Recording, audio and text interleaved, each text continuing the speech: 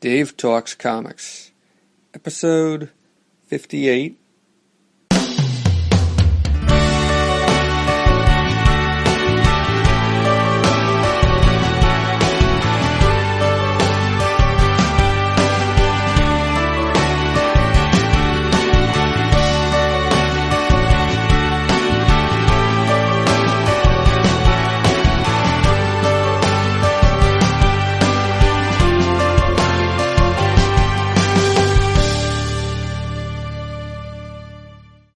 Dave Talks Comics is a podcast on the subjects of comic books and cartoons. I talk about comics I have read and cartoons I have watched. Dave Talks Comics can be found on the web at davetalkscomics.com and on Facebook at facebook.com/DaveTalksComics. I talk from my notes on these comics. I don't go panel by panel. I try to do more than just summarize the stories. This is not a spoiler-free podcast. I try not to spoil everything, but in the process of talking about these comics, I will probably spoil them in some way. On this episode, I will be talking about Alpha Flight, issues 9 through 12, which rounds out the first year of Alpha Flight. Originally, I was going to talk about Doom Patrol, but I decided to put that off until the next episode.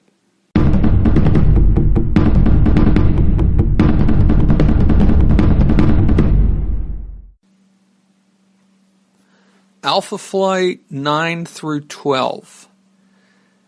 I previously talked about Alpha Flight on episodes 40 and episodes 53 of Dave Talks Comics.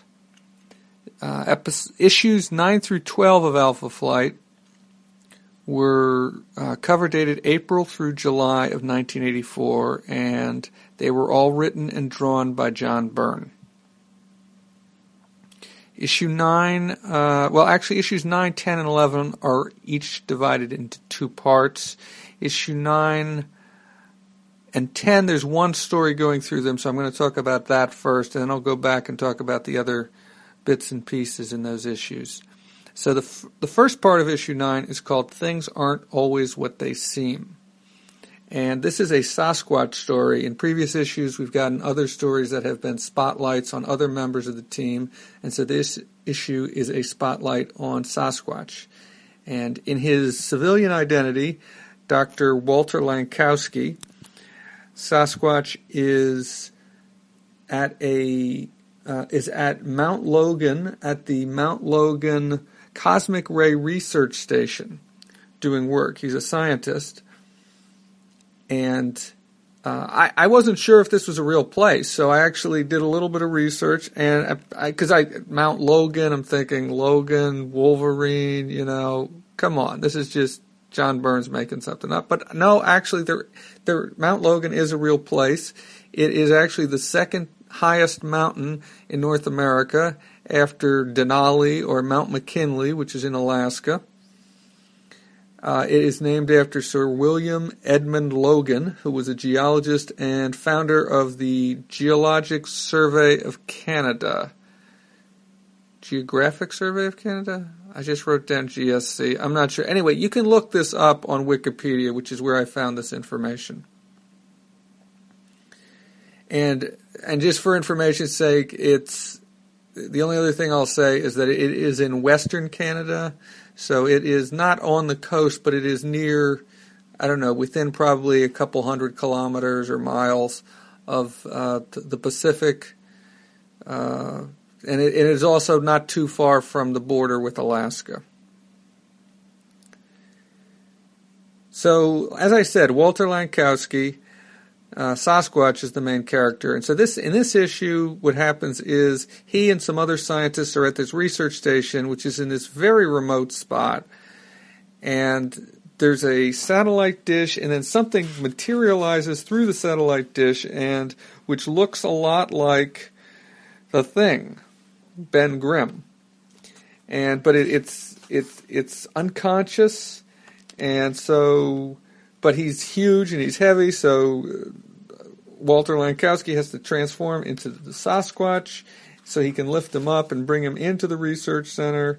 And then something happens, and one of the scientists is killed, and it looks like the thing has broken out.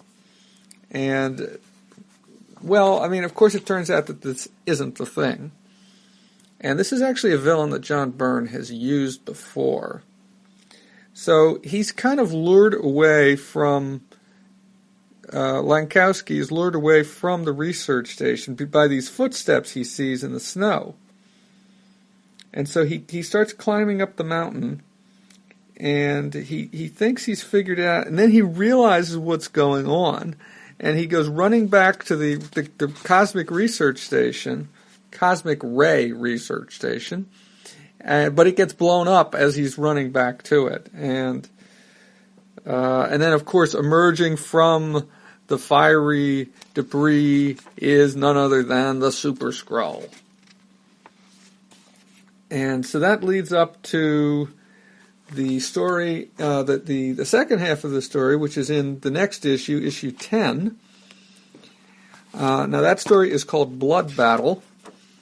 And actually the story begins with a brief interlude in which you see Mac Hudson, Guardian, in New York City. He's he's making arrangements to lease an apartment building, and you also get a cameo appearance by, apparently this is in the same building that Steve Rogers and Bernie Rosenthal live. And Steve Rogers is, of course, Captain America at this time.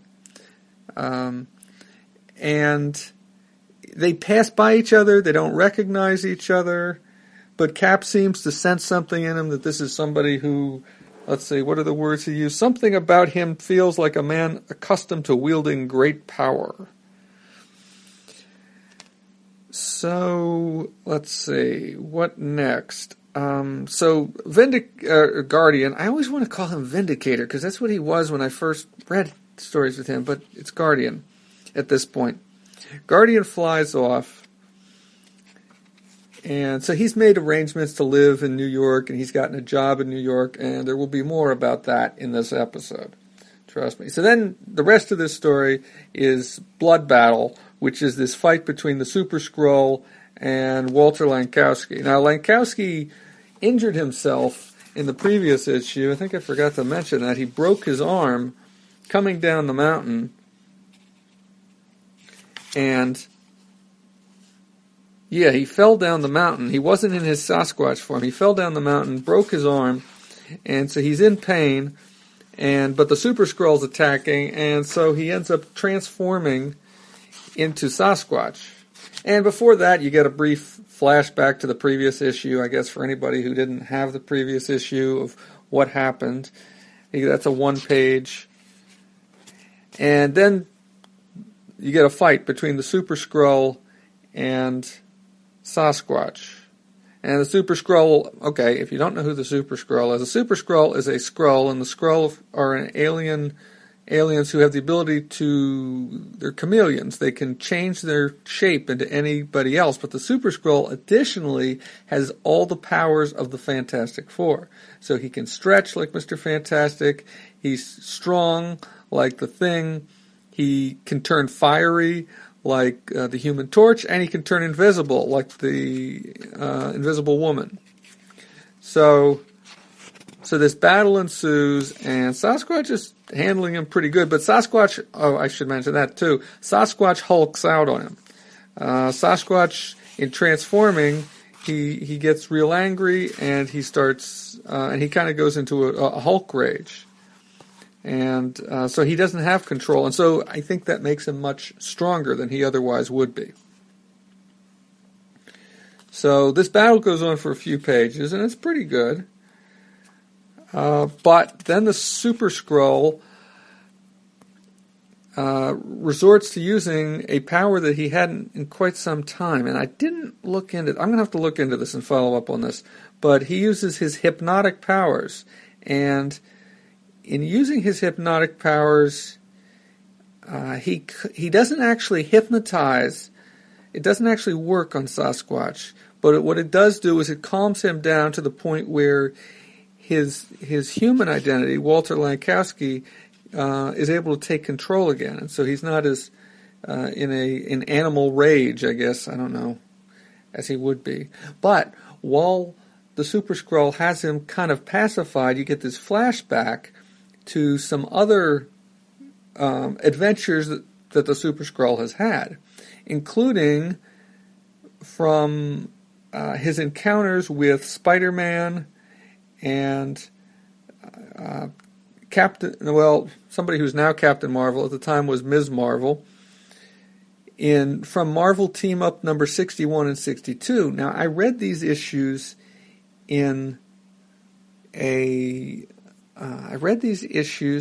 because they were included in the Fantastic Four Visionaries Volume 0, which I talked about on a previous episode of Dave Talks Comics. That's something else I will have to include in the notes because I forgot to check and see which issue that was, although maybe I can check this real quickly and figure out which issue that was. Let me see if I can find... I know it wasn't real recently. I don't think it was in the first 10. Here it is. It was Dave Talks Comics episode 24. Yes. Episode 24? Yes, 24. So he talks about this battle he had with Spider-Man and Ms. Marvel in New York, of course, and how his atoms got split. He became a living space-time warp, and then time itself ended. Okay, anyway, I'm not sure exactly what that means, but he basically disintegrated, or he turned into some other form of energy. So then they talk about also the Galactus, how Galactus, who is of course the devourer of worlds, ate the Skrull homeworld, which is also known as Tarnax 4. And now that happened in Fantastic Four 257. I don't think I have that issue, and I don't think I've ever read that issue. I read the Trial of Galactus, which follows on that, which I think was I think it was 261 of Fantastic Four. And the Marvel Team-Up issues were from September, October of 1977. The Fantastic Four issue was from August of 83. And just to remind you, this issue is May of 84. So anyway, getting back to the story. So the Super Skrull he thinks he's hypnotized Sasquatch, but Sasquatch actually is in control, so he kind of just plays along with what the Super Skrull wants him to do, and he builds this device for the Super Skrull, or helps him to build it, and then when the time seems right, he throws the Super Skrull into this device, and the Super Skrull once again gets split into... What is it said? It worked. His atoms are scattered back across the Van Allen belts, soaking up more radiation. I'm not sure exactly what that means. So at this point, Sasquatch leaves the research station. I probably should have mentioned all of the researchers were killed in that explosion before he fought the Super Skrull. So he just takes off, and just for comparison's sake, or just for information's sake, I looked it up. It's about 1,000 miles from Mount Logan to Vancouver, where he goes, which is where he's from and where his apartment is. And they say it takes him a week, although they don't say exactly how he got there. Obviously, you could fly that distance in less than a day, in a matter of hours, but... he kind of takes off bounding down the mountain, of course, still in his Sasquatch form. And when he gets back, he is greeted by Aurora, who, if you might remember, in issue 8, had a break with her brother, Northstar. So that's it for that story. So there's the two backup features in Alpha Flight 9 and 10. In Alpha Flight 9, the backup story was called A Stranger in My Mirror, and this is basically the origin of Aurora. And her origin, it isn't too complex. It's basically, her and Northstar are twins, but they were separated early on. They were adopted by different people. She ended up in a girls' school, in a boarding school called I should have written this down. Yes, here it is, Madame Dupont's School for Girls. That's what it is.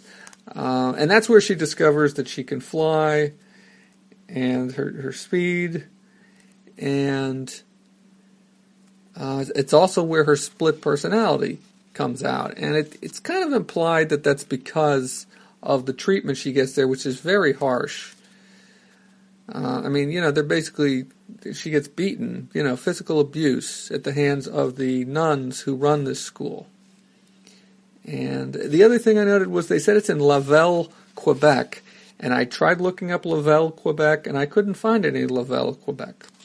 The only other thing worth noting is, well, depending on your opinion of things, but is that Wolverine shows up at the end of this when they get to the point where she's a grown-up, and suggests that he can introduce her to Mac Hudson, who's running Department H, which is where Alpha Flight came out of. And this isn't the first appearance of Wolverine in this comic. But so then issue number 10, the backup feature is the origin of, it's called Family Ties, and this is the origin of Northstar. And although you've gotten a certain amount of his origin in issue 7, when it was revealed, when you learn that he's gay, and that this guy who he previously had a relationship with, Raymond Belmont, so you learned a little bit about him there. And I think it was known already that he was a championship skier, and basically he used his abilities to become a championship skier. I'm not certain, maybe it wasn't, but you certainly get that here. And at this point, and he meets his sister. There isn't a whole lot to this. I guess this is kind of just to close the loop, explain certain things. I don't know. Let me see. I'm looking at my notes to see see if there's anything else that I'm forgetting to mention. I don't think so there. Now, the letters columns, I don't think there was a letters column in issue 9. In issue 10, yes, there was no letters column in issue 9. In issue 10, the most interesting I found was there's one letter in which they say something about hints that I've heard that you were planning on having one of the members die before the year is out. And then he goes on to suggest that it's either Puck or Marina should be the one who die. Oh, that's interesting. They spell Marina with 2 R's here, which I would pronounce it Marina if it was with 2 R's. But, so maybe it is Marina. And then the response, which I assume is from Denny O'Neil, who's the editor, says, "Gee, we really hate to think of our readers voting for the extinction of one of our members." Which, of course, made me think of something that came up a few years later that DC did, which was the voting to kill Robin. Now, of course, I don't think it was a vote to kill or not to kill, as opposed to a vote who to kill. But it makes me wonder if that letter influenced things, if Denny O'Neil was I'm pretty sure he didn't write the Killing Joke. Wait, was it the Killing Joke? Yeah, it was the Killing Joke. No, A Death in the Family.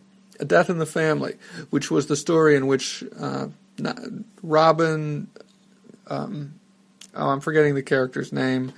It's not Dick Grayson.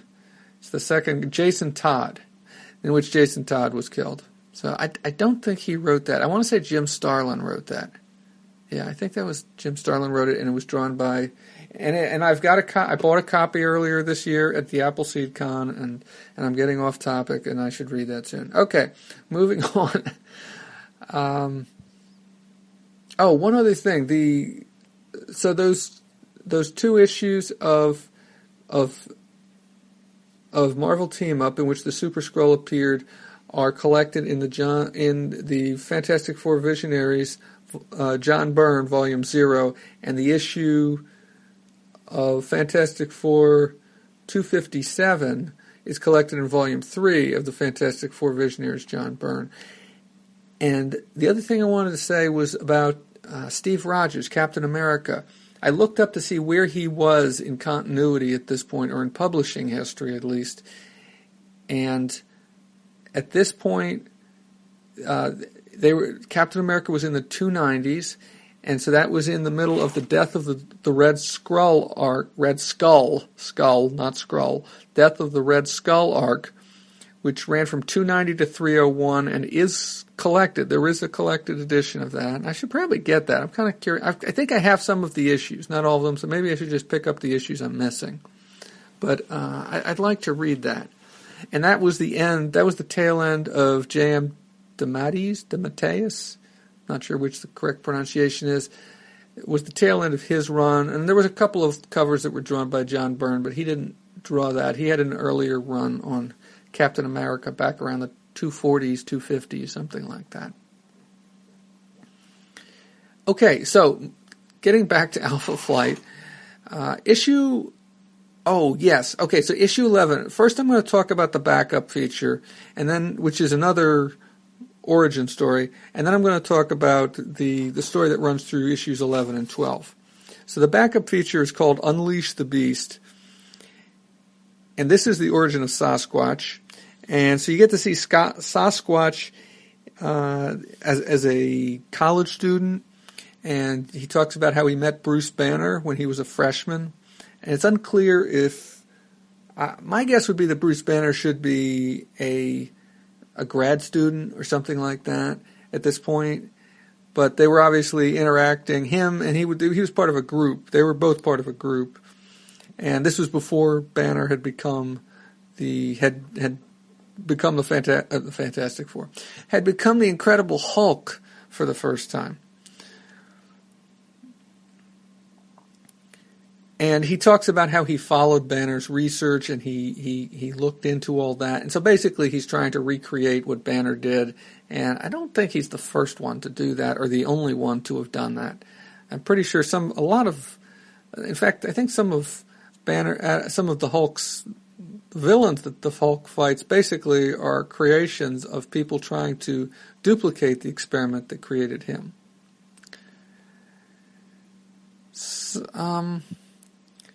So basically he experiments on himself. I thought it was kind of interesting that they pointed out that he poured $1 million of his own money into this research. And I thought that was kind of interesting because I didn't realize that Walter Lankowski was that rich. Let me see if I can find it. Eventually, I spent over $1 million of my own money and finally decided to take my project to the federal government, which of course would be the Canadian government. And it says, he was up near the Arctic Circle is where he did his research, although they don't say, they're not more specific than that, I don't think. The only other thing worth pointing out about this is that from the references in here, this apparently takes place between X-Men 109 and X-Men 120, because they make reference to, at that time it was Vindicator's attempt to get Wolverine to come back to Canada in X-Men 109. And then, of course, X-Men 120 is the issue where the X-Men confront, or no, not the X-Men confront, the Alpha Flight confronts the X-Men when they're returning from Japan and wind up in Canada. In fact, I think they bring them down using a storm, which was probably Shaman's doing. But anyhow, that's another issue, and I don't know if I'll talk about that. I've read those issues. I have them in the Uncanny X-Men Omnibus Volume 1. Okay, so moving along to the main story from issue 11, which then flows right into the story from issue 12, and there's no backup feature in issue 12. the main story is called Setup, and this opens with the reappearance of a character who showed up in issue 7 of Alpha Flight, and maybe 8 also, but certainly in issue 7, and that's Delphine Courtney. And she was this woman who is, well, as you learn in this issue, she is gathering these people who used to be part of Project H. Project H? Department H. I think it's Department H. From the Canadian government, which is where Alpha Flight came from. And of course there was Beta Flight and Gamma Flight. And she pulls these people together and she's working for somebody else, but this is basically the first appearance of Omega Flight. And Omega Flight has 6 members. I'm not sure, maybe she's considered a member as well. That would be 7 members. But they are Box, who is and all of these people had appeared very, very briefly in Alpha Flight number 1. But it was just like a one-panel appearance where it just showed the team. Because they were all, I think, members of Gamma Flight. So there's Box, who's a world-class engineer and mechanic without equal, who has this suit of armor that I don't know if he gets into it or if he cybernetically controls it, and that would kind of make sense because, after all, that's what I believe he was working with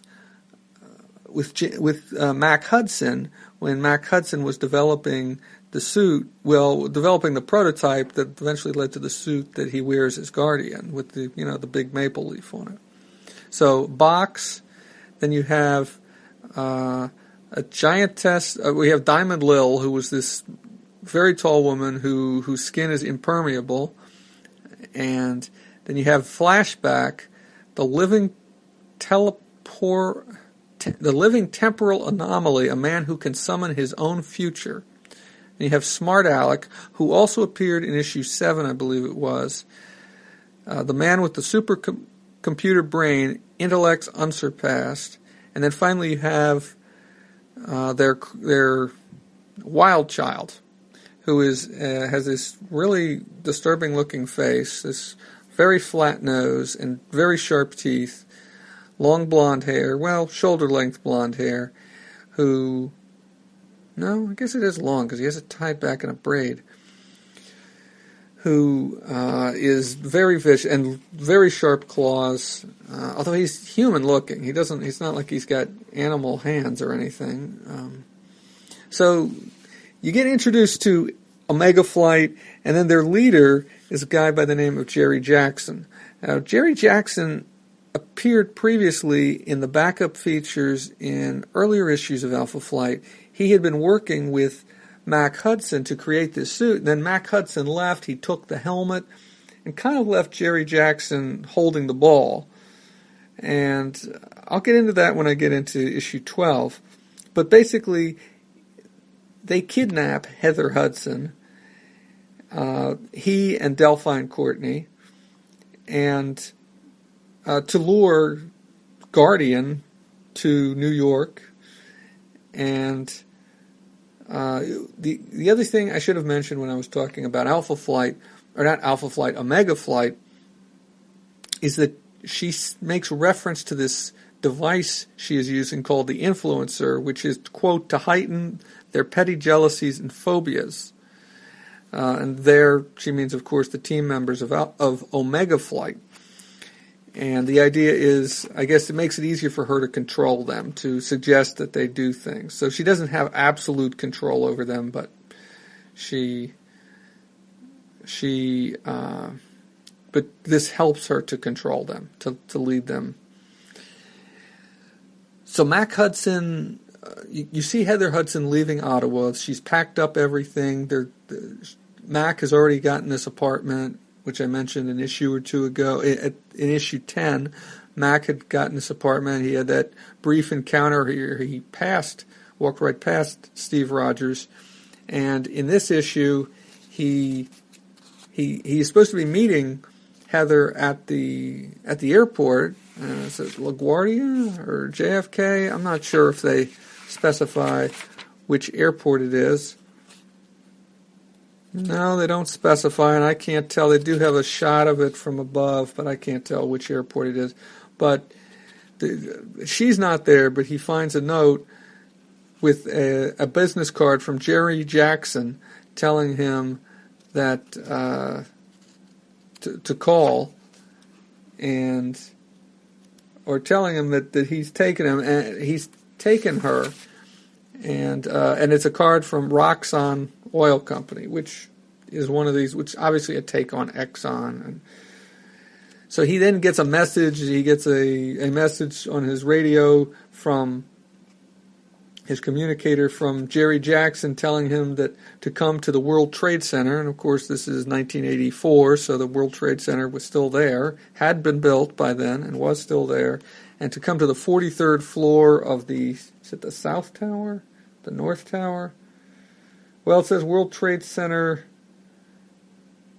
One World Trade Center. I'm not sure if that's the North or the South Tower. But, so there he has to take an elevator down, and there he is confronted by the team members of Omega Flight. So that's the end of issue 11.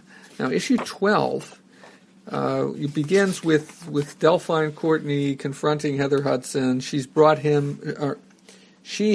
her to the World Trade Center and explains to her, she doesn't explain to her, but she turns on a television where there's a recording of Jerry Jackson explaining why he's doing what he's doing and what he's done.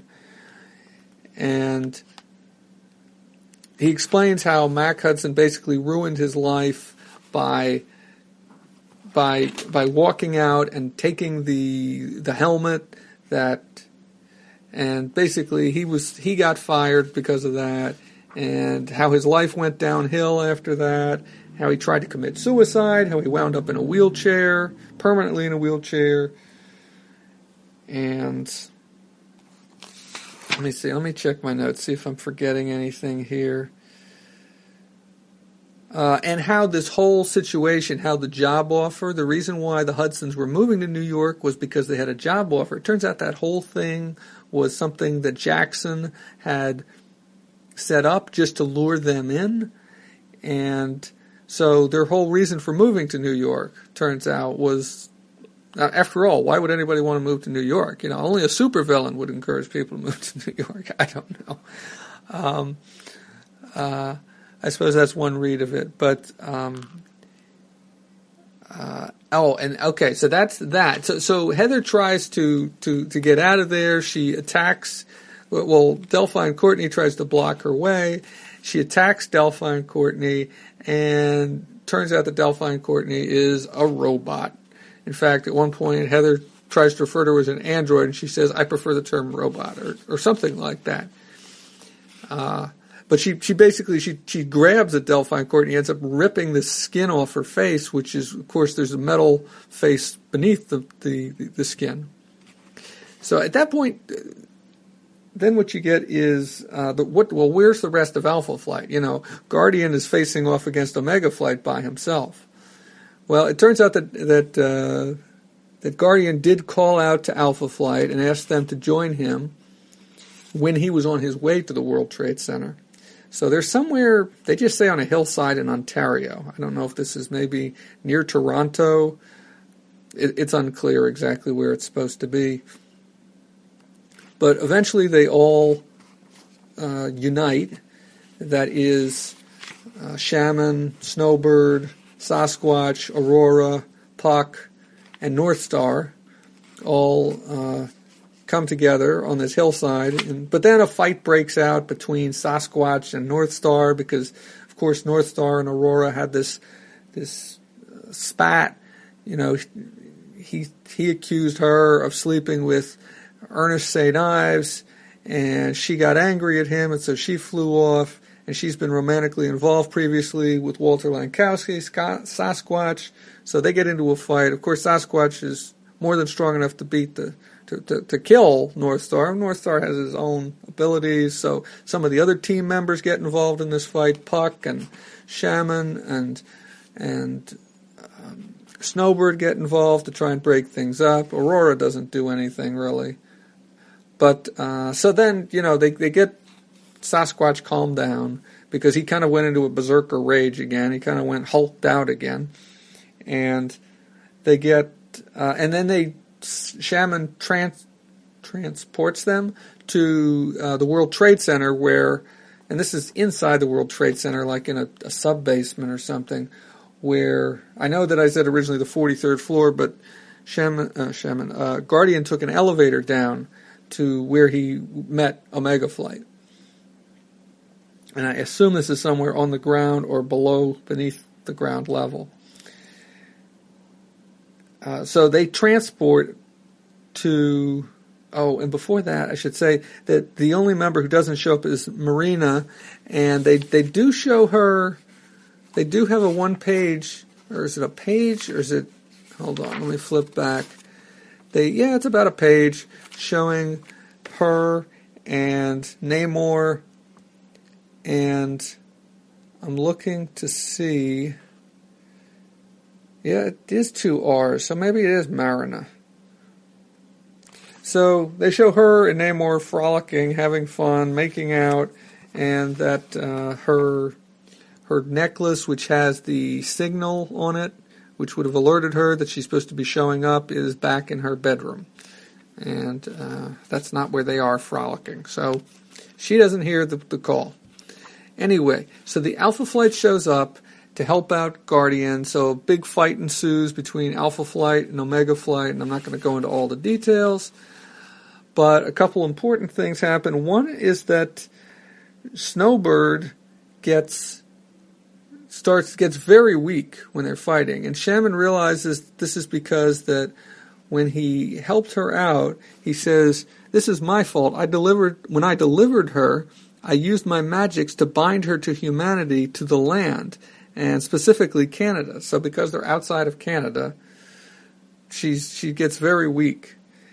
And the other thing I thought it was kind of cool was that Diamond Lil uses her skin is very tough, but it's not just her skin, it's also her hair, because she uses a strand of her hair as like a garrote to try and strangle Snowbird at one point. And of course Shaman comes to the rescue, and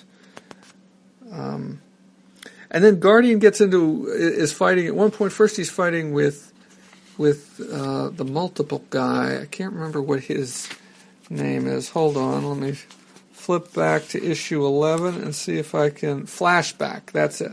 The guy who can bring future versions of himself into the fight. So at first he's fighting with Flashback, but then Puck helps him defeat Flashback, but then Box takes him on. Now Box is this guy he's a big robot, but he's controlled by this guy who's I guess a paraplegic. I'm not sure if that's the right term, but his legs have been amputated. He's in a wheelchair normally, and I think he controls this robot cybernetically, I guess, but as you find out, he's not the one actually controlling it. Actually, it turns out that it's Jackson controlling the robot. And Box is the name, B-O-X is the name of the robot, but the name of the guy who created it is also pronounced, I believe it's also pronounced Box, but it's spelled B-O-C-H-S. So he realizes he's fighting Jerry Jackson, who's controlling Box, and Jackson rips his helmet off, which is the helmet is what allows him to control his armor, and he almost gets defeated, and he's beating the hell out of him. He's slapping him around, punching him, but then at the last second, Mac Hudson manages to grab some wires that are coming out of his suit and electrocute Box, and this feedback kills Jerry Jackson. And but the danger's not over because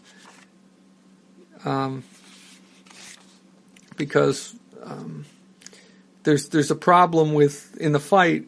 Vindicator Guardian suit has gotten damaged and is overheating, and the power unit's overheating, and he only has a certain amount of time to fix it, and he's trying to take things apart, and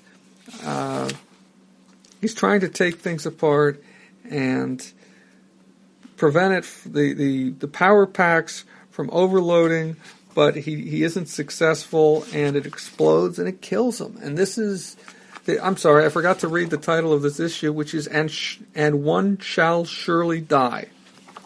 And just before it explodes, Heather comes running into the room and sees him get killed. And that's the end of the issue. And it's a pretty powerful scene. Even now, looking at it right now, it's a pretty powerful scene. And this certainly makes me want to go on and read more of this, because it's things change, and he really is dead, and he basically gets incinerated by this explosion. So the only other things I want to talk about, I want to go back to the letters column from issues 11, and then there's also a letters column in issue 12. In the letters column in issue 11, the one thing, let me see, what is it? Oh, there's an anecdote here in issue 11. Wait, is this issue? No, this is issue 10. Wait, here's issue 11. The anecdote in issue 11, there's some letters about issue 6, which is the issue where Snowbird was the Snowbird Spotlight issue, which was also the Assistant Editors Month issue, where they did a number of the pages in just complete white. Well, not complete white. There were sound bubbles and there were word balloons and thought bubbles. But so there's a couple of letters in reaction to this, and from people who actually kind of liked it. And I thought it worked to a degree. And what the anecdote they mention in this, it says, John first started thinking about doing something like this back when Frank Miller was still writing and drawing Daredevil. Frank commented once to John that he'd like to do an issue entirely from Daredevil's point of view, i.e. with totally black panels throughout. Well, Frank never got around to doing that, but the idea lodged in John's furry little cranium, and when Assistant Editors Month rolled around, blah, blah, blah, So I thought that was kind of neat. That I don't know. I would have to see it to know if it would really work. But I'm certainly intrigued by the notion of doing a whole issue like that. But of course, if you read Alpha Flight number 6, you get an idea of how that would be. But instead of being black, it was white. Because, instead of black panels, it was white panels. And I guess it's also easier on printing costs because you don't have to print pages that are completely black. You can just leave them blank with boxes with lines to delineate where the borders of the panels are. And so then, let's see, then in the letters page to issue 12, the only thing I thought worth mentioning here is that the first letter is from a guy who thought it was most intriguing. No, wait, that's the wrong part of the letter. He said this relatively tranquil issue served well to open up new vistas, especially, he's talking about Alpha Flight number 7, I'm sorry, which is the issue where it's revealed that North Star is gay, and where you meet his former lover, Raymond Belmont. And it says, this relatively tranquil issue served well to open up new vistas, most especially in the revelation, and that's in quotes, about Jean-Paul. What a surprise. And that kind of makes me think that somebody did get it, even though I didn't get it back then, that he was gay. So, and I'm laughing because I guess I'm kind of naive when it comes to some things, and sometimes I just don't see everything, and I take things at face value. And certainly in that issue, John Byrne wasn't really out and clear about it. He was certainly hinting at it. So, anyway, I really enjoyed these issues of Alpha Flight. I thought there was some very good storytelling. I liked the fight scenes. I have the next 4 issues of Alpha Flight, so I'm going to read those. Not right away, but I will be reading those. And so far, I'm enjoying the story. I think it gets better as it goes along. And I'm curious to see where it goes next. I'm pretty sure that I had read the first 12 issues of Alpha Flight before. Beyond that, I may have read some of these issues. Probably read the next 4. I'm not sure beyond there how much I have read. As I understand it, John Byrne's run goes through issue 28. So maybe I will read that far. I'm not sure. If it continues to intrigue me, I certainly will. Or I will. I would expect that I will. And a couple more things about Alpha Flight issues 9 through 12. First off, I noted before that Denny O'Neil had said something, who was the editor of Alpha Flight at this time, said something about readers voting on who should die, and he kind of thought that was kind of strange. But I went back and I checked, and I made some mention before in the episode about this, about how DC did this later with Death in the Family, in a few years later. I think it was less than 5 years later, with Death in the Family, and which was a Batman story, of course. And I checked, and guess what? Denny O'Neil was the editor on that book as well. Those issues of Batman. Yes, I believe it was Batman, not Detective Comics. So I thought that was kind of interesting, and I wonder if he was thinking about that at all, or if that prior experience with dealing with responding to a letter from a fan had any impact on that. Although I'm sure he was not able to orchestrate something like that on his own, that had to be something that was approved at a much higher level. But I just thought it was interesting, the coincidence, that he was present for both of those. Okay, the other thing that I wanted to talk about is the Super Skrull. He uses hypnosis, or he attempts to use hypnosis on Sasquatch in that story. And I wasn't familiar with that, so I looked in the Ohatmu, the official handbook of the Marvel Universe. I looked both at his entry and at the entry for Skrulls, and it looks like that he does have the ability to hypnotize people. That is something that is listed in his power set, although it's just a very brief mention. And I checked, and this entry in the Ohatmu does predate the issue of Alpha Flight by a little less than a year, several months. And so like I said, there's no mention of it. I looked up online without going through every. I mean, I don't have all the issues. I haven't read all the stories, the appearances of the Super Skrull. So I'm not sure when he has used it before, but according to that, he has used it before. So I'm not sure. The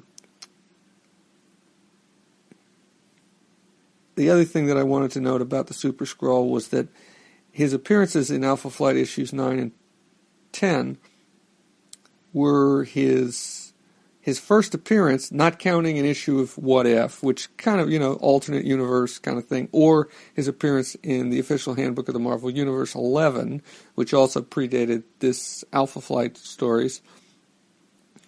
But they were his first appearances since 1977, so in over 7 years. And there was an issue of the prior appearance was in Captain Marvel number 53, and prior to that were the 2 issues of Marvel Team Up number 61 and 62, which I mentioned earlier.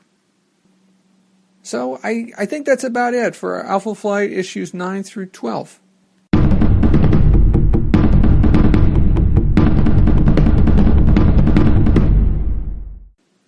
That's it for episode 58 of Dave Talks Comics. Once again, thank you to comicbookdb.com and the Grand Comics database, which can be found at comics.org. I use them both in helping to prepare me to record this episode, to do research and the like, and also find images to help me for a cover image for this podcast. Questions or comments can be posted on the episode page at davetalkscomics.com or at facebook.com/davetalkscomics. I can also be reached by email. You can send email to davetalkscomics@gmail.com, or you can tweet to @davetalkscomics. Next time on Dave Talks Comics, I will be talking about the Doom Patrol Archives Volume 3. I'm Dave. Thank you for listening.